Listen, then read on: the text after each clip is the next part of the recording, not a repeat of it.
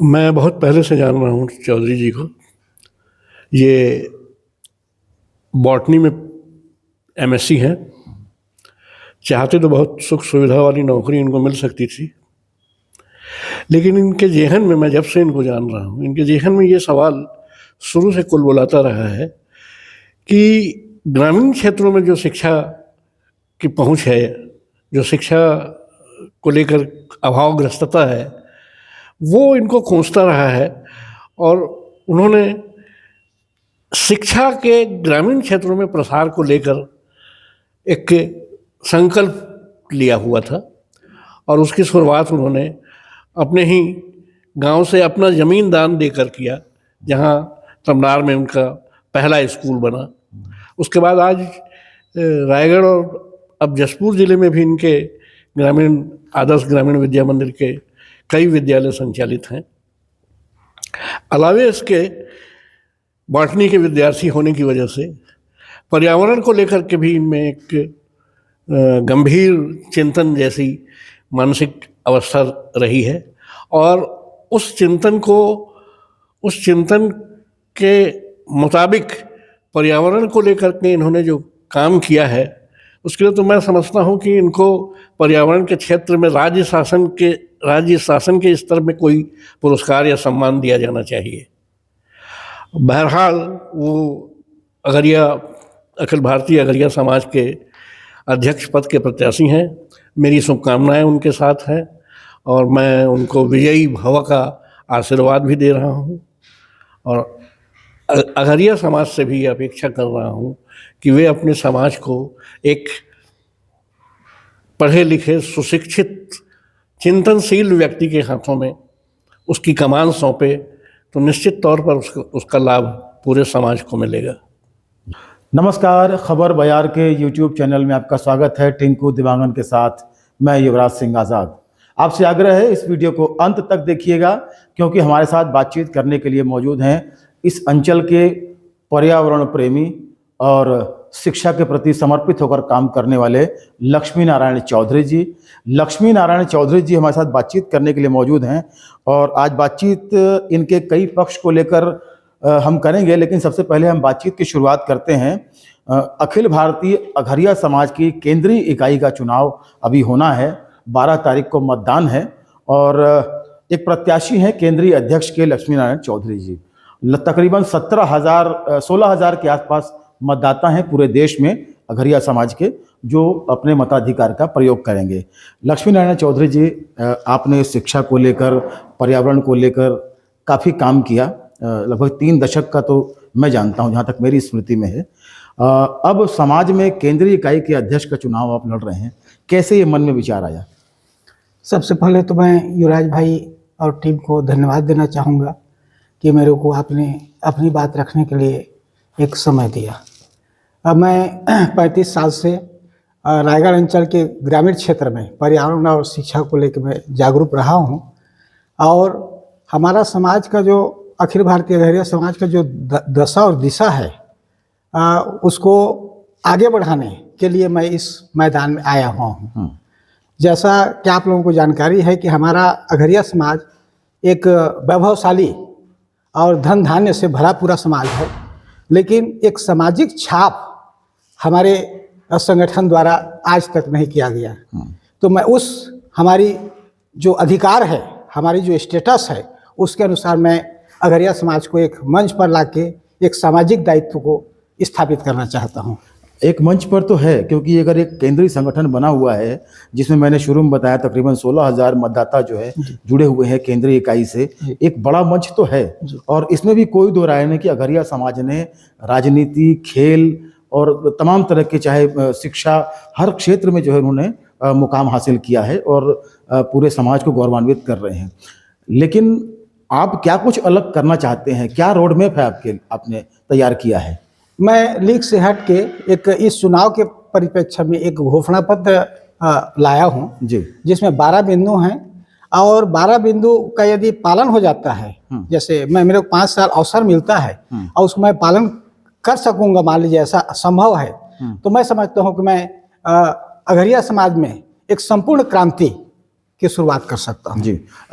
अगर हम खास तौर पे अगर बात करें तो जो 12 बिंदुओं का आपने घोषणा पत्र तैयार किया है, तो क्या खास बात है उस घोषणा पत्र में 12 बिंदुओं में जो आप बताना चाहते हैं, जिससे आप जो है क्रांति लाना चाहते हैं समाज में, उस पर थोड़ा फोकस करेंगे। सबसे पहले तो मैं शिक्षा के स्तर को, हमारे समाज के शिक्षा के स्तर को और साथ साथ स्थानीय व्यक्तियों के शिक्षा के स्तर को आगे बढ़ाना चाहता हूँ। बिना शिक्षा के कोई भी विकास का आधार नहीं होता। दूसरा, मैं एक ऐसा प्लेटफॉर्म तैयार करना चाहता हूँ कि हम कैसे पर्यावरण को लेके हमारे समाज के उत्तरदायित्व को सुनिश्चित कर सकें। हम लैंडलॉर्ड हैं, हमारे पास ज़मीन है, हम खेती करते हैं, तो उसको सपोर्ट करते हुए कैसे हम इस ग्लोबल वार्मिंग के निवारण के लिए हमारे समाज को वहाँ दायित्व निर्धारित कर सकते हैं, और कैसे हम राष्ट्रीय स्तर पर हमारे समाज को ये विश्वव्यापी जो समस्याएं हैं उस पर मैं अपनी समाज का रोल चाहता हूँ। जी। एक बात जो सबसे बड़ी यहाँ निकल कर आती है कि केंद्रीय इकाई है अघरिया समाज की, जी। और फिर क्षेत्र, परिक्षेत्र और फिर ग्राम। जी। तो क्या संतुलन पर्याप्त बना हुआ है कि संतुलन बिगड़ा हुआ है आज की तारीख में अगर हम बात करें? संतुलन थोड़ा सा बिगड़ा हुआ है। जब से मतदान होता है तो मतदान में 2 पार्टी बंदी होता है, जिससे हमारी सामाजिक समरसता को क्षति हो रहा है।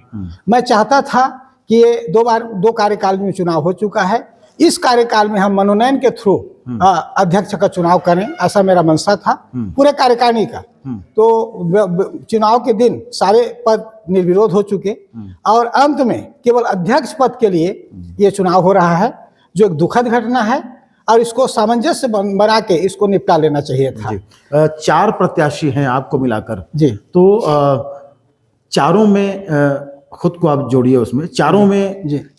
आपको क्यों आपके समाज के लोग श्रेष्ठ माने? देखिए, मैं एक चिंतनशील व्यक्ति हूँ, पढ़ा लिखा व्यक्ति हूँ, और मैं शिक्षा और पर्यावरण को लेकर अपनी जीवन जिया हूँ। तो वो जो मेरा दिल में जो इसके प्रति जो श्रद्धा है उसको मैं समाज में रूबरू उतारना चाहता हूँ। अब मैं आशा करता हूँ कि यदि हमारा समाज शिक्षा के प्रति जागरूक हो जाएगा, अभी भी हैं, मैं अशिक्षित है नहीं कह रहा हूँ, लेकिन उससे और स्टेप बाय स्टेप, जैसे कोई राष्ट्रीय कंपटीशन हो या सभी चीज़ हो, इसमें हम आगे आएं और दूसरे समाज के लिए एक प्रथम पंक्ति में खड़े हों, ऐसा एक मैं व्यवस्था चाहता हूं। जी। इसके पहले भी आपने संगठन में चुनाव लड़ा था? जी, मैं 2 बार लड़ चुका हूं। पहले प्रेम शंकर पटेल के विरुद्ध लड़ा था, जिसमें प्रेम शंकर पटेल, सकरजीत नायक और हम प्रत्याशी थे। उसमें मैं दूसरे नंबर में आया था और वो लगभग चुनाव सही हुआ था।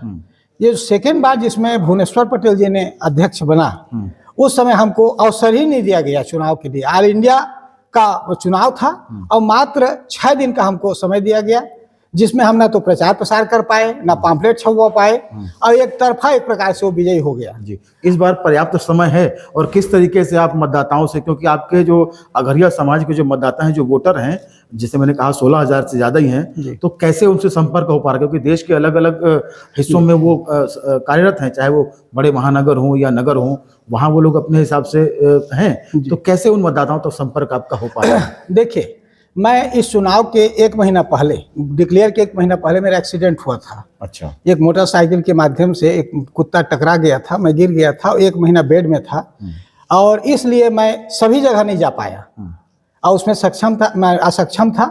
इसलिए मैंने एक घोषणा पत्र बनाया है और इस घोषणा पत्र को हर एक व्यक्ति तक पहुँचे, ऐसा मैं व्यवस्था किया हूँ 1 तारीख से आज तक।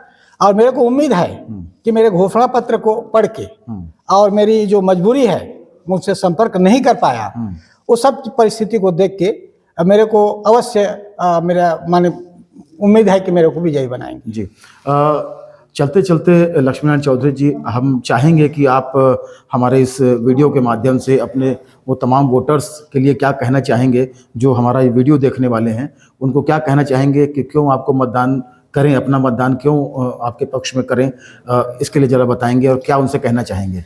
मैं यही चाहता हूं कि मैं 10 साल से लगा हुआ हूं कि एक अच्छा नेतृत्व मेरे को मिले अघरिया समाज का।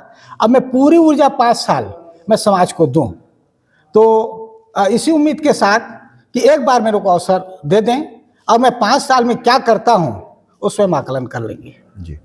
बहुत बहुत धन्यवाद लक्ष्मीनारायण चौधरी जी, और हमारी शुभकामनाएं आपको कि आप जिस चुनाव के लिए अपने सामाजिक दायित्वों के निर्वहन के लिए आप ये संघर्ष कर रहे हैं, आप इस संघर्ष में विजयी हों। हमारी शुभकामनाएं एक बार फिर आपके लिए। धन्यवाद। तो ये थे लक्ष्मी नारायण चौधरी जी, जिनका दायरा समाज के अलग अलग पक्षों को लेकर लगातार बना हुआ है। और जैसा कि हमने कहा कि 3 दशक हो गए, तो हम जान रहे हैं लगभग 3.5 दशकों से 35 सालों से लगातार लक्ष्मी नारायण चौधरी सक्रिय हैं और शिक्षा और पर्यावरण के क्षेत्र में लगातार काम कर रहे हैं। और ऐसा व्यक्तित्व अगर मान लीजिए किसी भी समाज में हो, वो अगर समाज की बागडोर थामना चाहता है तो निश्चित तौर पर एक नई दिशा तो समाज को ज़रूर मिलेगी, ऐसी उम्मीद की जा सकती है। बहरहाल इस वीडियो में बस इतना ही।